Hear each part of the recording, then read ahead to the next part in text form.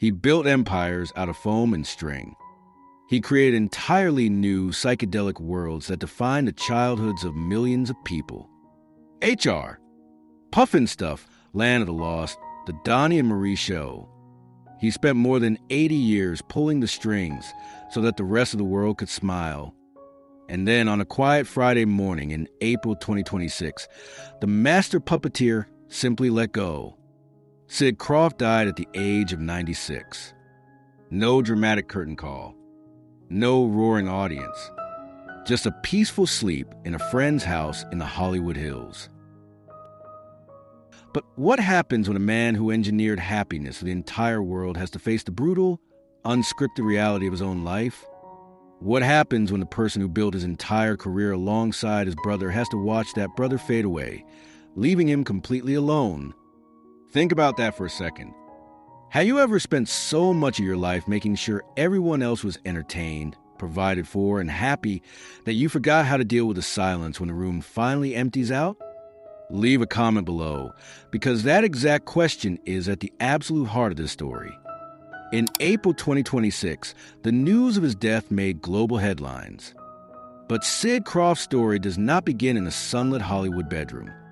It begins in 1939, on a freezing, unforgiving street corner in Montreal, Canada, where a 10-year-old boy in a faded cloth hat realized that the only way to survive the cold was to make a piece of wood dance. To understand how Sid Krofft became the architect of Hollywood's most colorful dreams, we have to rewind the clock. We have to leave the sunshine of California and go back to a place where color barely existed at all. He was born in Montreal on July 30th, 1929, the year the Great Depression began to swallow the world. He was the eldest son in a family that was financially suffocating. Now, if you grew up in an era where money was scarce, you already know what being the eldest son means. It means your childhood is a luxury your parents simply cannot afford. You see the unpaid bills on the kitchen table.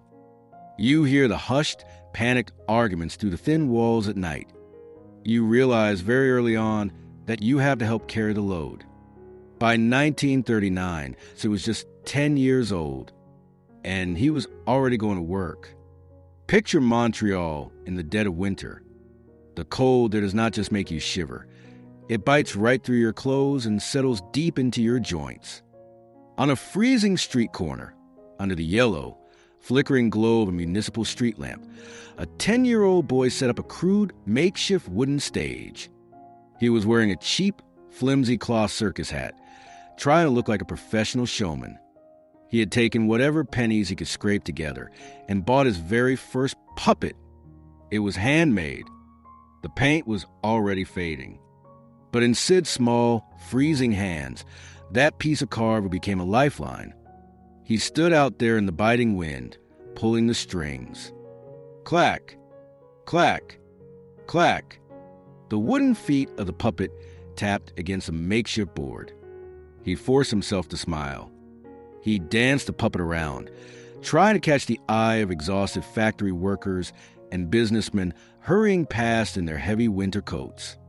He wasn't doing it because he was a whimsical child playing a game.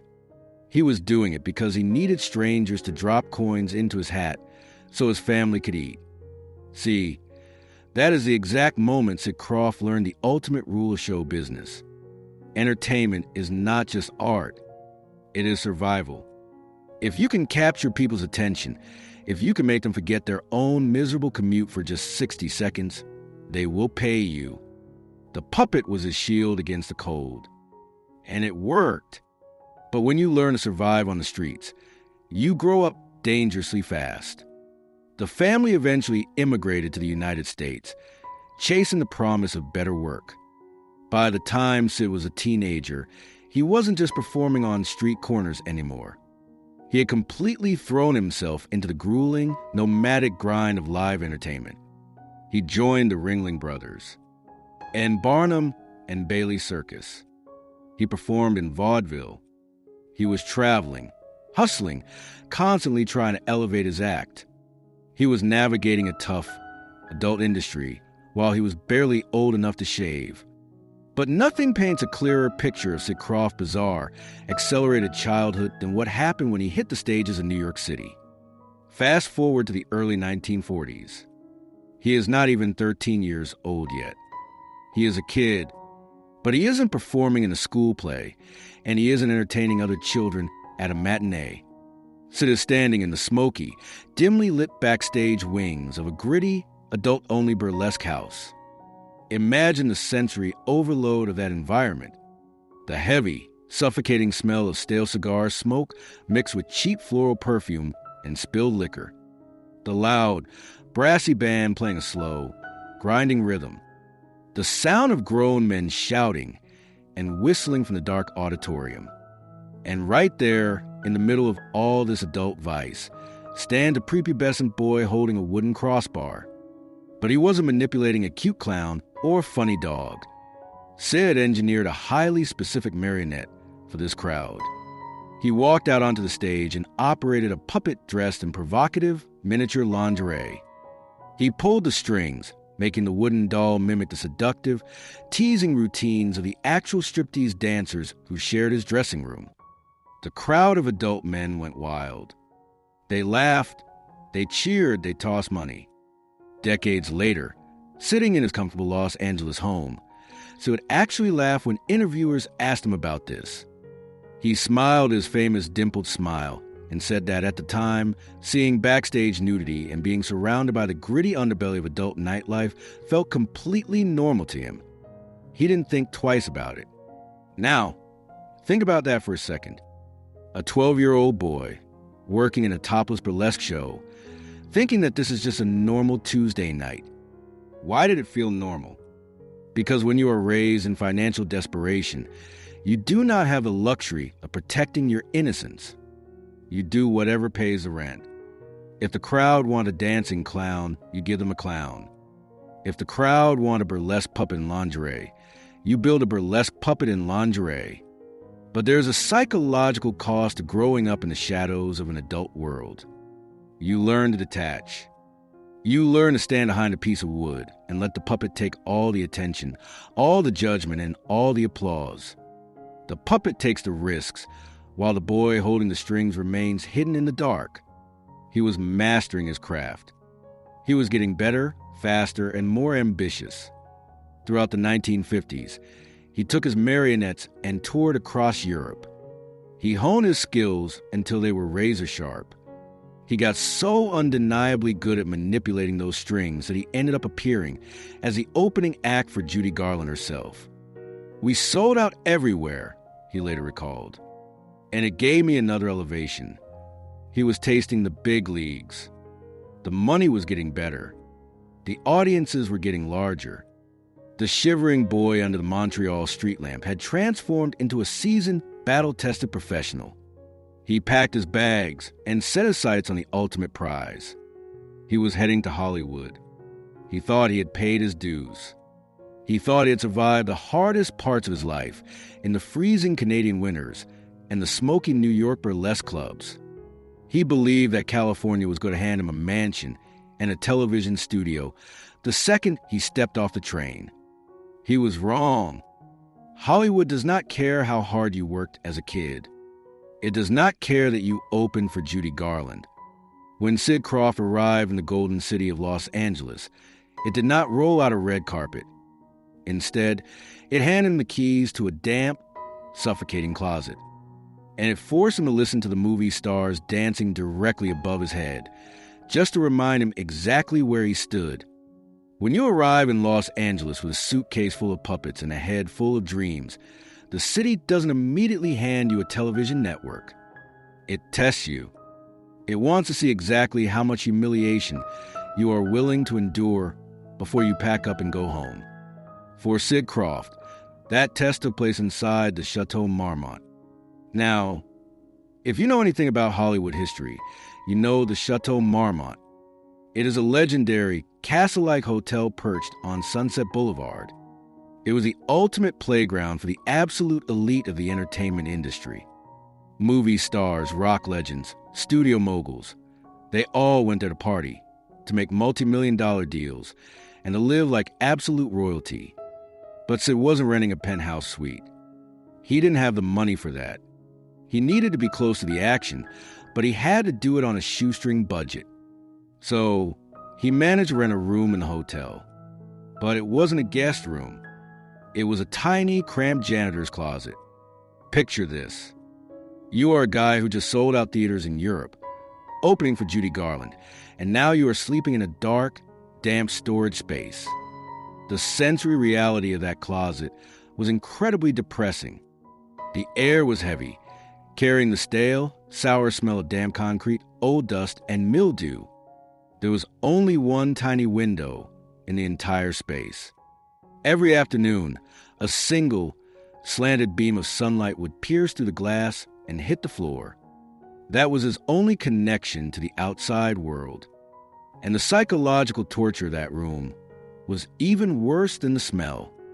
At night, lying in that dark closet, Sid could hear the heavy, rhythmic thud of music and the muffled laughter of Hollywood's biggest celebrities filtering right through the walls and ceilings. They were drinking champagne. They were celebrating their fame. And he was literally living underneath them, trapped in the dark. Think about the mental resilience that takes. To be physically located in the epicenter of global fame, but treated like the dirt under the red carpet. A lot of people would have had their egos completely crushed by that. They would have bought a train ticket back to Montreal. But Sid Krofft didn't quit.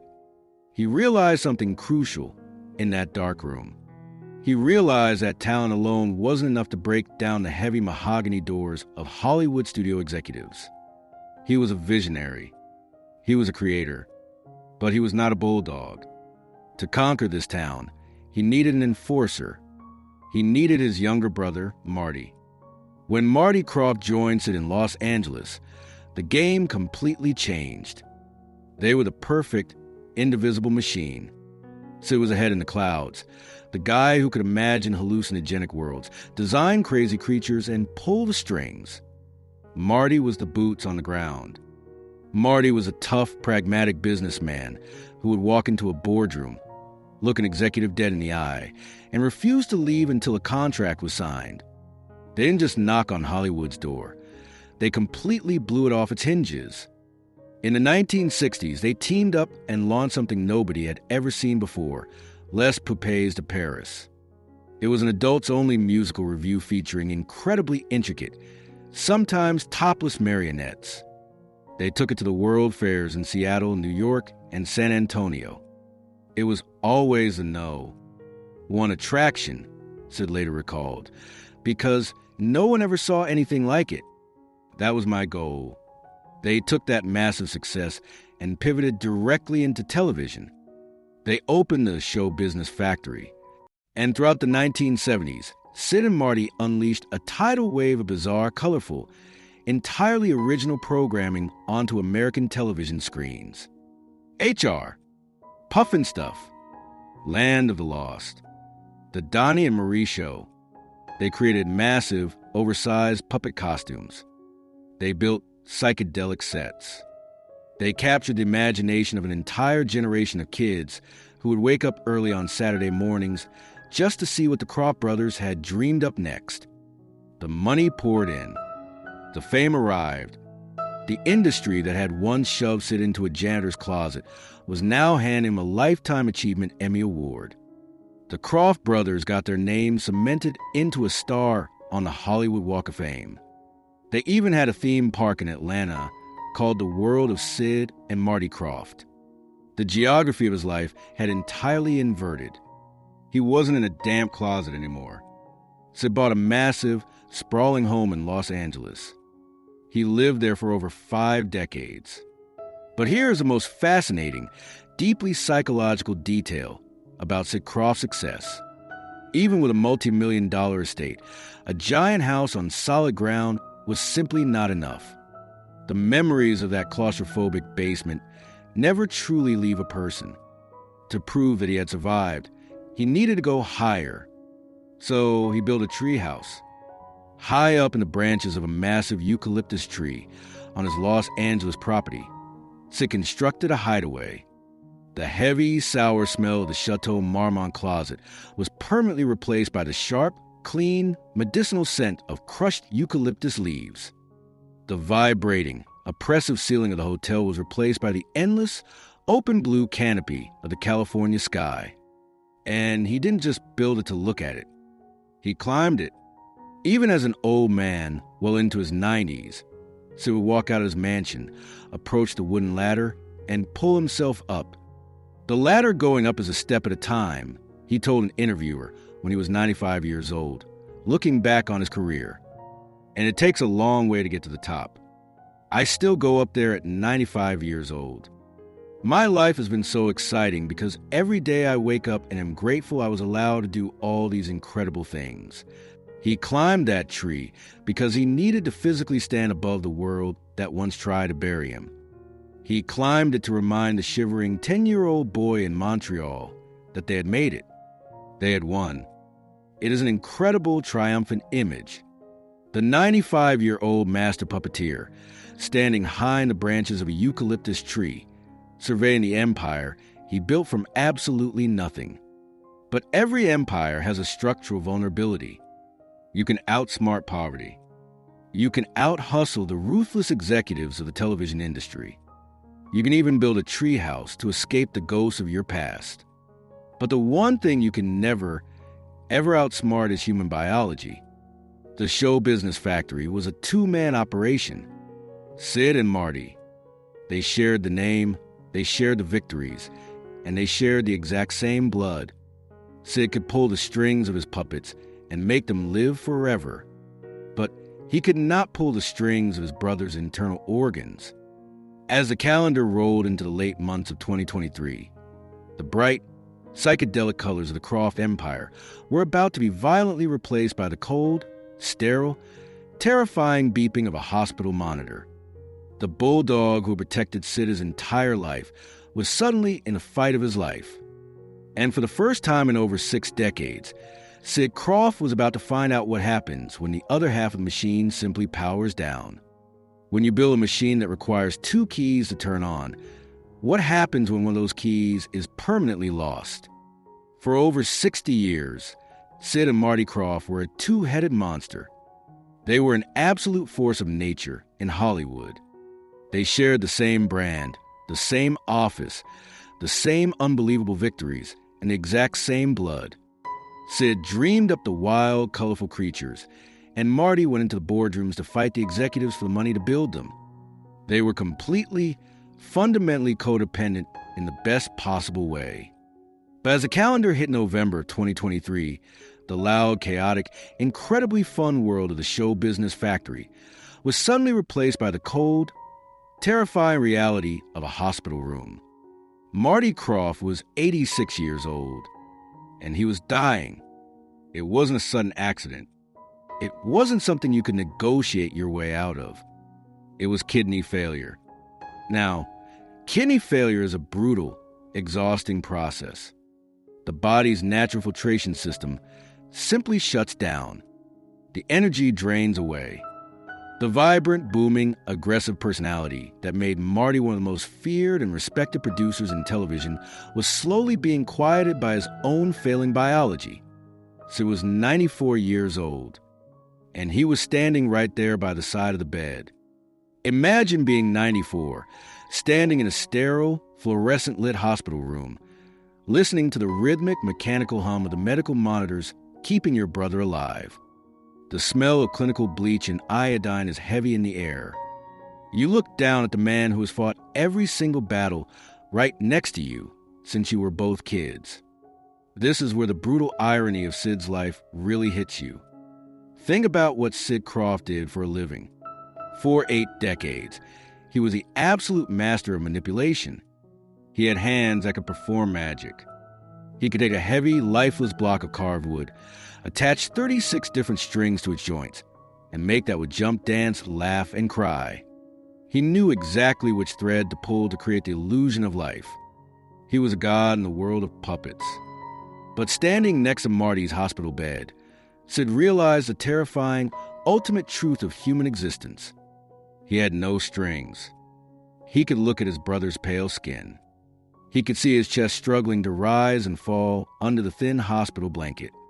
But there was absolutely no crossbar he could grip, no string he could pull, to make his brother sit up, smile, and walk out of that room. The master of illusions was completely, utterly powerless in the face of reality. He stayed there. He didn't leave the room. He held his brother's hand and stood by his side as Marty Krofft took his final breath. He felt the grip loosen. He watched the medical monitors flatline. He felt the intense, stubborn heat that had defined his brother for 86 years slowly evaporate into the cold, sterile air of the hospital room. When Marty passed away, Sid didn't just lose a brother. He lost a vital piece of his own identity. See, when you spend your entire life as part of a famous duo, your history is a shared hard drive. Who else remembered the exact smell of that damp closet in the Chateau Marmont? Who else remembered the roar of the crowd when they opened for Judy Garland? Who else knew exactly what it took to get HR? Pufnstuf onto the air? Nobody. When you lose the only other person who was in the trenches with you, a massive part of your own memory becomes a solitary confinement cell. You can tell the stories to interviewers, you can write a book about it, but you can no longer turn to the guy next to you and say, "Hey, remember when we did that?" Have you ever experienced that specific kind of loss?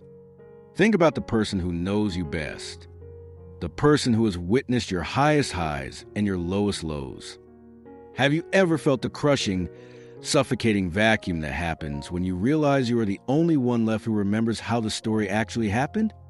Drop a comment below if you know exactly how heavy that silence feels. Because being the last one standing is not a victory. It is a very specific kind of exile. Sid walked out of that hospital as the last Krofft. The dynamic duo was officially over. He went back to his massive, beautiful home in Los Angeles. He was surrounded by the incredible puppets and the props that made them legends. But without Marty's voice echoing through the halls, without the phone ringing with Marty telling him about a new deal, the house felt incredibly empty. Sid tried to put on a brave face. He tried to keep smiling his famous, dimpled smile for the fans. He tried to keep climbing that ladder up to his eucalyptus treehouse. But here's the biological truth about severe grief. Grief is not just a sad feeling that lives in your head. It is a highly aggressive physical stressor. When the brain sustains a massive psychological trauma like the death of a lifelong partner, it sends shockwaves straight into the nervous system. The immune system drops its guard. The body looks around the empty house, feels the crushing weight of the silence, and simply stops fighting. Sid had outsmarted age for 94 years. He was sharp, he was moving, and he was climbing trees. But the devastation of losing Marty was a battering ram that finally broke down the gates of his physical health. The universe had severed the psychological anchor. Now, it was coming directly for the physical body. Fast forward to November of 2025, exactly 2 years after he lost his brother. The man who had engineered joy for millions of kids was about to be wheeled into an operating room. He was about to face a deeply hidden, incredibly painful surgical nightmare. And this time, he was going to have to face the scalpel completely alone. When the mind sustains a catastrophic loss, it eventually sends a bill directly to the body. And in the late fall of 2025, just as he was trying to figure out how to navigate a world without his brother, Sid Kroft's own physical machinery began to violently break down.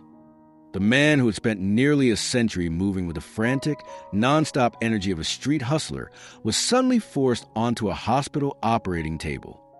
In November 2025, he underwent a medical procedure. Now, the exact details of the surgery were kept heavily guarded. It was an undisclosed operation, quietly managed behind closed doors. Why? Because if you are a legendary showman, the very last thing you ever want your audience to see is your vulnerability. You never let them see you bleed. But the reality of what happened after that surgery could not be hidden. His publicist later revealed that the recovery process was, in his own words, very difficult and painful. It was a brutal, physically humiliating descent. If you are 96 years old, recovery is not a matter of simply resting for a few weeks and bouncing back. Recovery is an absolute war of attrition.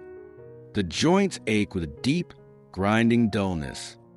The muscles, which once effortlessly held up heavy fiberglass puppet frames for hours under blistering hot studio lights, now trembled violently just trying to stand up from the kitchen table. He lost his speed. He lost his balance. And for the very first time in his entire life, Sid Krofft was forced to heavily rely on a walking cane just to move across his own living room. Think about the profound, almost unbelievable irony of that specific object. For over 86 years, Sid's entire career, his entire multi-million-dollar empire, was based on his absolute mastery over pieces of wood.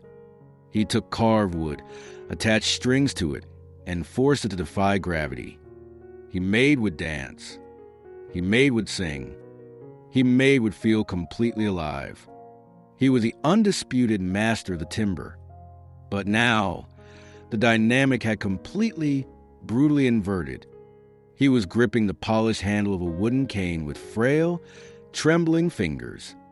He had to lean his entire, aching body weight onto a piece of dead would just keep his own bones from collapsing onto the floor. The wood wasn't dancing for him anymore. The wood was literally holding him up. Every single step became a highly calculated, agonizing negotiation with gravity. Tap, drag, breathe. Tap, drag, breathe. The simple act of walking from the bedroom to the kitchen was exhausting. If you put any normal 96-year-old man through that level of physical torment and emotional grief, the story ends right there. They pull the curtains shut. They sit in the armchair, watch television, take their pain medication, and quietly wait for clock to run out. But Sid Krofft was not wired like a normal human being. He was a creature forged under the freezing street lamps of Montreal and baptized in the smoke of New York burlesque. He was a showman, and true showmen do not bow out in a hospital gown. They bow out in the spotlight. In that exact same month, November 2025, while his body was still actively screaming in pain from the surgery, Sid made a decision that defied all medical logic and common sense. He looked at his wooden cane. He looked at the agonizing reality of his physical decline. And he decided he was going to get on an airplane. He traveled all the way across the country to Rhode Island. Why Rhode Island? Because that was where the magic had taken root so many decades ago. It was a return to his early stomping grounds, a full-circle moment for a guy who had literally started with nothing but a faded cloth hat and a cheap puppet. He was booked for a public appearance. Picture the backstage area of that venue. The air is tense. Sid is leaning heavily on his cane, catching his breath. Every physical movement hurts. The surgical incisions are pulling, the joints are grinding, and the deep, heavy exhaustion of a 96-year-old body is begging him to just sit down and cancel the whole thing. And then, the stage manager gives the cue. The heavy curtains part. The blinding, incandescent glare of the stage lights hits the floor. The physical transformation that occurred in the next 5 seconds is the absolute, terrifying magic of a true entertainer. Sid Krofft gripped his cane, forced his spine straight, and walked out onto that stage. The second the crowd saw him, the room absolutely erupted. Thousands of people rose to their feet. The applause wasn't just loud. It was a physical shockwave of pure, unadulterated love. They were cheering for HR. Pufnstuf. They were cheering for Land of the Lost. They were cheering for their own childhoods. And when that wall of sound hit Sid, the pain simply vanished. The adrenaline of a live audience is the most potent painkiller on earth. He looked out at the sea of faces. He forced his facial muscles to pull back into his famous, dimpled smile. His big blue eyes sparked with that old, mischievous energy. He waved. He smiled. He absorbed the sheer, intoxicating energy of the crowd. He didn't let them see the wince. He didn't let them see how tightly his knuckles were gripping the cane. He was bleeding out his very last reserves of physical energy, trading his own biological recovery for one final taste of the magic. He gave them the illusion, completely unbroken, one last time. It was his final public performance. But here is the brutal reality of live entertainment. The curtain eventually has to close. The crowd eventually stops clapping. They put on their coats and go home to their regular lives. When Sid stepped off that stage and the heavy backstage doors closed behind him, the adrenaline instantly evaporated. The blinding, white-hot physical pain rushed back into his bones like a freight train. He was completely, utterly depleted. The master of illusions had to lean his entire weight onto his wooden cane, dragging his feet toward the exit, looking smaller and more fragile than he ever had before. He flew back to his sprawling estate in Los Angeles. The physical stage was officially gone. His body simply could not handle the travel, the lights, or the crowds anymore. He was trapped inside his house in the Hollywood Hills, surrounded by the heavy, crushing silence of an empty mansion. But remember who we are dealing with. A hustle that starts on the freezing streets of Montreal doesn't just switch off because a leg stopped working. If the physical world could no longer support him, Sid Krofft was simply going to invent a new stage. If he couldn't walk into a theater, he was going to beam the theater directly into the palm of his hands. He was about to dive headfirst into the digital ether, chasing the ghosts of his past through a glowing glass screen. When your physical world suddenly shrinks to the size of your living room, and your own body becomes a trap you can no longer escape, the human mind desperately searches for an exit door. By the early months of 2026, Sid Krofft was essentially marooned on his own private island in the Hollywood Hills. Think about his daily reality. His brother and lifelong partner was in the ground. The physical trauma of his surgery kept him heavily anchored to his armchair. The sprawling Los Angeles estate, a house that used to buzz with the chaotic, wild energy of writers, puppeteers, and celebrities, now echoed with nothing but the slow, heavy, solitary tap of his wooden cane. For a man who spent nearly a century feeding on the roar of a live audience, the absolute silence of an empty mansion is not just boring, it is psychologically suffocating. But remember the golden rule of the hustle. A true showman never allows a broadcast to just end in static. If Sid could no longer physically walk onto a stage, he was simply going to compress his entire universe into a 6-inch glowing rectangle. He turned to the internet. Every single week, the 96-year-old architect of 20th century television would sit down in his impeccably decorated living room. Despite the deep, throbbing surgical ache in his bones, he refused to look defeated. He would dress with absolute meticulous care, a sharp jacket, a neat collar. He positioned his smartphone on a tripod. Right next to his chair, resting on a coaster, was a crystal tumbler of whiskey. You could see the ice clinking softly against the glass, small beads of condensation rolling down the sides. He reached out with a trembling finger and pressed the live button on Instagram, Sundays with Sid. Instantly, the cold blue light of the digital screen illuminated his face. And just like that, the magic trick happened all over again. The famous dimples appeared. The bright blue eyes sparked with that familiar, mischievous energy. For 1 hour every week, he was not a frail, grieving widow of a broken brotherhood. He was the king of Hollywood once again. He hosted legendary, high-profile guests. Paul Rubens, Dita Von Teese, Joel Grey. He swapped wild, raucous stories about the golden age of show business. He talked about touring Europe. He laughed, a deep, raspy, joyful sound that crackled through the tiny speakers of thousands of cell phones around the world. The comment section would absolutely explode with a dizzying, endless cascade of red heart emojis and enthusiastic messages from fans who had grown up watching his shows on Saturday mornings. He was putting on a masterclass, but he was performing for an audience of digital ghosts. It was a brilliant, incredibly brave defense mechanism. Through the screen, he could still pull the strings. he could still control the narrative.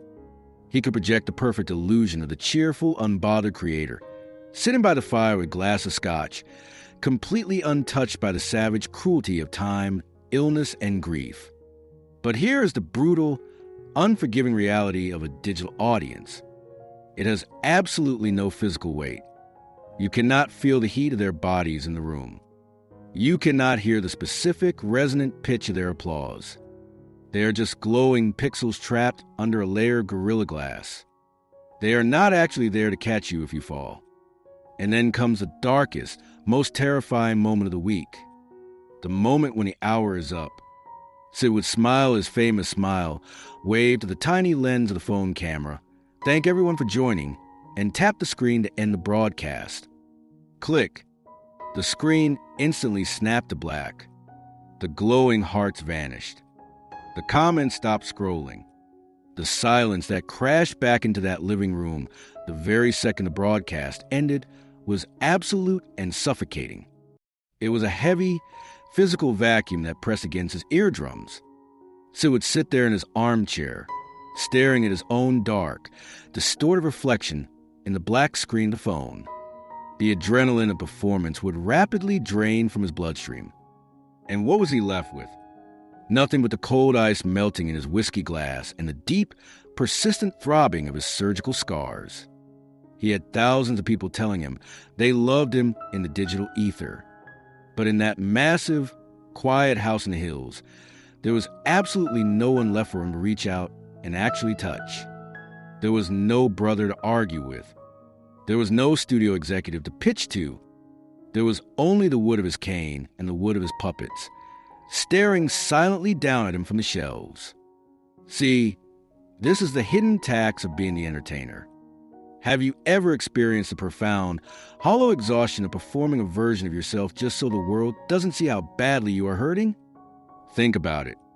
Have you ever smiled for a family photograph or laughed loudly at a dinner party, only to feel completely, utterly crushed by the silence the second you close your own bedroom door and were finally alone? If you know exactly what that feels like, drop a comment below. Because this is the agonizing price of being the person everyone else relies on for magic. You are the strong one. You are the fun one. And because of that, you are never, ever allowed to show them that your wand is broken. Sid Krofft spent his final months trapped in this exhausting, binary loop. He was either projecting brilliant, unyielding light into the digital void, or he was quietly enduring the agonizing, physical dark of his own failing biology. He refused to stop working. He was actively finalizing 2 books recounting his incredible life. He was developing 2 brand new children's shows, Bromelda Snicklesnuff and Wonder Wiggle. He was collaborating with visual producers. He was desperately trying to ensure that the Krofft name, the empire he and Marty had bled for, would survive long after his own heart stopped beating. He was still trying to build ladders into the sky. But a human heart is not an engine you can simply repair with foam and string. It is a biological metronome. And eventually, no matter how hard you fight, no matter how many people are watching on a screen, the pendulum simply runs out of momentum. As the calendar turned to April of 2026, the frantic, desperate need to keep moving began to yield to profound, inescapable exhaustion. The 96-year-old body can no longer be coaxed, medicated, or willed into performance. The show was finally, undeniably coming to an end. But Sid Krofft was not going to let the machine dictate his final act. If he had to exit the stage, he was going to do it exactly the way he wanted. Quietly, peacefully, and entirely on his own terms. When you have spent nearly a century fighting to control every single aspect of your environment, surrendering is the hardest thing you will ever do. But there comes a moment when the exhaustion simply outweighs the ambition. By the early days of April 2026, the surgical recovery, the grief of losing his brother, and the sheer, accumulated weight of 96 years on Earth had drained the very last reserves of Sid Kroft's physical resilience. The frantic energy that had kept him climbing the eucalyptus tree and going live on Instagram simply faded away. He didn't want to die in a sterile, fluorescent-lit hospital room, surrounded by the terrifying hiss of the same dialysis machines that had orchestrated the tragic soundtrack of his brother's death. And he didn't want to die alone in the echoing, cavernous silence of his own sprawling Los Angeles estate, staring at the dark screen of his smartphone. If he had to finally put down the strings, he needed to be somewhere safe. He retreated to the home of his closest friend and business partner, Kelly Killian. Now, think about what a profound act of vulnerability that is. For a man who built his entire life on projecting an illusion of flawless, cheerful control, allowing himself to be physically cared for is the ultimate surrender. But in Kelly's home, there were no cameras. There were no studio executives demanding a script. There were no fans waiting for a nostalgic story from the golden age of television. There was only a quiet bedroom, the soft rustle of bedsheets, and the gentle, uncomplicated presence of someone who loved him. Not for the colorful empires he created, but for the man he actually was. "I didn't know Sid for his shows," Kelly would later say in a heartbreaking statement to the press. "I only knew the man who created them. And that man was extraordinary. I will miss his big blue eyes, his cheerful smile with his dimples, and the warmth that seemed to follow him everywhere he went.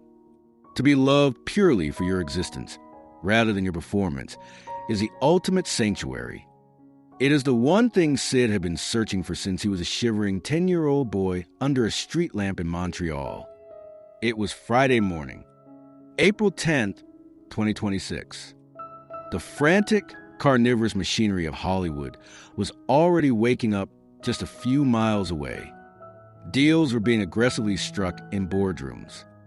Actors were desperately clawing for their moments in the spotlight.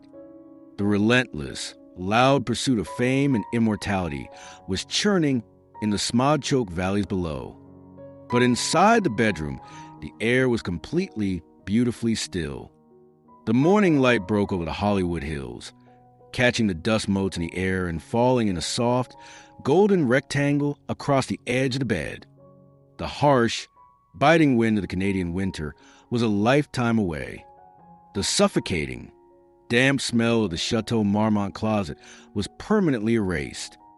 The roaring applause of the World's Fair had faded into a gentle, peaceful silence. Sid Krofft lay in the bed, his chest rising and falling with a slow, shallow rhythm. For 86 years, his hands had never stopped working.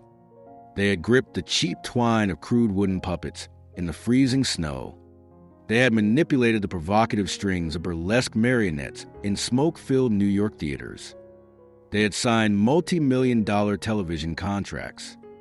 They had gripped the hand of his dying brother.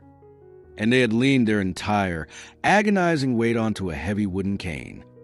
Now his hands rested quietly by his sides, completely relaxed, entirely empty. He closed his piercing blue eyes. The breathing slowed. The metronome simply stopped.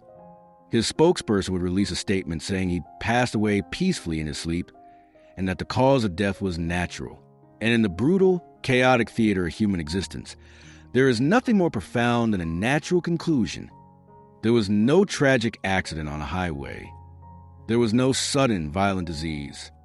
There was only the quiet, graceful exit of a man who had successfully pulled every single trick out of the hat, emptied the theater, and finally permitted himself to rest. When a master puppeteer dies, the world he created does not vanish. The colorful dragons, the magical forests, and the psychedelic mayors of fantastical islands continue to live on. HR. Pufnstuf and Land of the Lost are permanently etched into the digital archives and the nostalgic memories of millions. The empire remains. The treehouse still stands. But the man who pulled the strings is free. He is no longer required to smile for the camera. He is no longer required to climb the tall eucalyptus tree just to prove he has escaped the dark. He can simply let go. Sid and Marty Krofft are finally together again. The two-headed beast is reunited offstage in the quiet dark where the audience cannot demand anything more from them.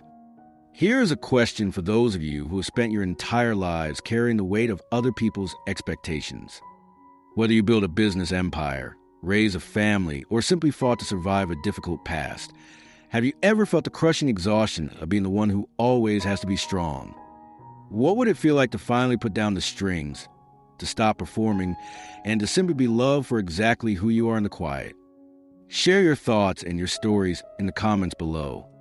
We read every single one. If Sid Krofft's journey from a shivering boy under a street lamp to the architect of our childhood dreams touched your heart, please leave a like and subscribe to the channel. Because every beautiful illusion hides a heavy truth, and we are here to honor the hands that pull the strings. Rest in peace, Sid.